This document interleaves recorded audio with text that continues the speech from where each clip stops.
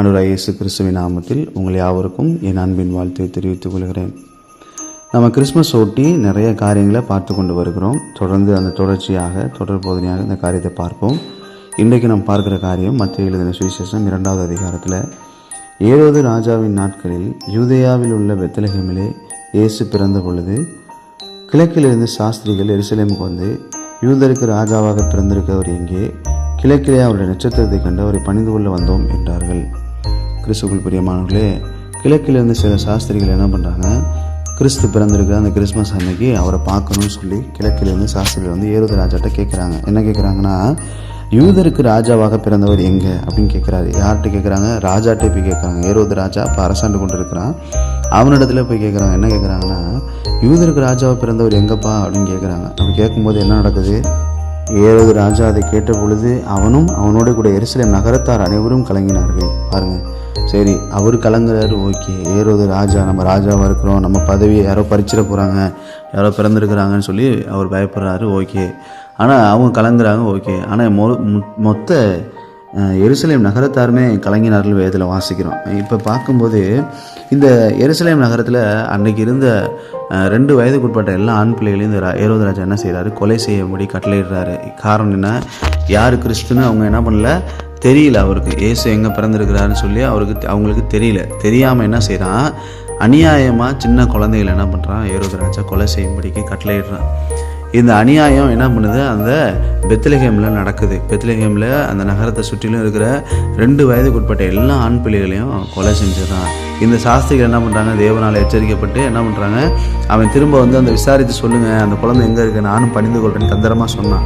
ஆனால் அவங்க என்ன பண்ணல, அவன் தந்திரமாக சொல்கிறான்னு சொல்லி அவனுக்கு திரும்ப என்ன பண்ணல, போய் அந்த சங்கதியை சொல்லலை. இங்கே தான் ஏசப்பா இருக்காரு, இங்கே தான் பிறந்திருக்காருன்னு போய் சொல்லாதனால அவன் இப்படி ஒரு முட்டாள்தனமான முடிவை எடுக்கிறான். ஆனால் இதுலேருந்து என்ன நமக்கு தெரியுது? நம்ம வாழ்க்கைக்கு நம்ம என்ன எடுத்துக்கொள்ளணும் அப்படின்னா, நீங்கள் தேவ திட்டத்துக்கு, தேவனுடைய வார்த்தைக்கு கீழ்ப்படிஞ்சு அவருடைய வார்த்தைக்கு செவி கொடுத்து நீங்கள் நடக்கும்போது, நீங்கள் உங்களுக்கு விரோதமாக பிசாசு எத்தனை பேரை எழும்பி கொண்டு வந்தாலும் தேவன் என்ன பண்ணுவார்? உங்களையே தப்பு வைப்பார். அன்றைக்கி எப்படி குழந்தையாக இருந்த இயேசு கிறிஸ்துவை பிதாவாகிய தேவன் எப்படி தப்பு வைத்தாரோ, சொப்பனத்தில் தூதரில் அனுப்பி எப்படி தப்பு வைத்தாரோ, அதுபோல் உங்களையும் என்னையும் நம்ம தேவனுக்கு பயந்து நடக்கும்போது, தேவனுடைய திட்டத்துக்கு பயந்து நடக்கும்போது என்ன பண்ணுவார்? தப்பு வைப்பார். நம்ம ஏனோ தானோன்னு எனக்கு என்னான்னு இருந்தோம் அப்படின்னா, இப்படி அந்த குழந்தைங்களாம் இறந்து போனது போல தான் இப்படி தான் நடக்கும். ராமாவில் என்ன பண்ணுது?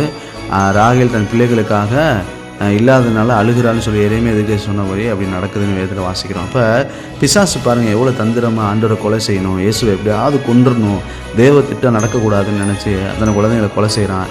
ஆனால் இயேசு கிறிஸ்து இந்த உலகத்தில் வந்து நமக்காக ஜீவனையை கொடுத்து என்ன பண்ணார்? இந்த உலகத்தில் இத்தனை ஜனங்கள் மரித்திருக்காங்களோ, இனி பிறக்க போகிறாங்களோ, இனி பிறந்தவங்களுக்கும் பிறக்க போகிறவங்களுக்காகவும் தன்னுடைய ஜீவனை கொடுத்து சிலுவையில் மரித்தார்.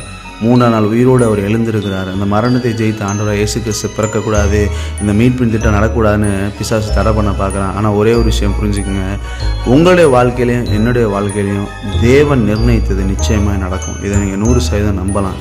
நம்மளை கர்த்தராகிய இயேசு கிறிஸ்துவை விசுவாசிக்க ஒருவனும் கெட்டு போவதில்லை. பிரியமானவர்களே, வேதம் அப்படி தான் நம்ம சொல்லுது. உண்மை நம்புகிறதில் ஒருபோது என்ன பண்ணல, கெட்டு போவதில்லை. உங்களுடைய வாழ்க்கையில் என்னுடைய வாழ்க்கையில் தேவன் வைத்திருக்க திட்டம் நிச்சயமாக 100% நிறைவேறும். இதை நம்ம விசுவாசிக்கணும். நம்முடைய வாழ்க்கையில் அதை நிறைவேறுவதை நம்ம பார்க்க முடியும். சத்துரு வெள்ளம் போல் எழும்பி வரலாம், ஆவியானவர் நமக்காக நான் அவங்க கூட இருக்கிறேன்னு கொடியேற்றுவார். பிரியமானவர்களே, அதனால் எதை குறித்து சோர்ந்து போகாதீங்க, பயப்படாதீங்க, கலங்காதீங்க. தேவ திட்டத்துக்குள்ளே நீங்கள் இருப்பீங்கன்னு சொன்னால் உங்களுடைய வாழ்க்கையில் எத்தனை பெரிய ஆபத்துகள் வந்தாலும், எத்தனை பெரிய சூழ்நிலைகள் வந்தாலும் அது உங்களை அணுகாது. பிரியமானவர்களே, தீங்கு வாதவும் கூடாது, அணுகாது, பொல்லாப்புனுக்கு நேரிடாதுன்னு வேதவாசம் சொல்லுது. கர்த்தர் தன்னுடைய சித்தத்தின்படி உங்களை நடத்துவாராக. அவருடைய மாறாத அன்பும் மாறாத கிருபை உங்கள் அனைவரையும் காத்து நடத்தட்டும். கிறிஸ்மஸை சந்தோஷமாய் கொண்டாடுங்க. கர்த்தர் உங்களோடு இருக்கிறார். ஆமென்.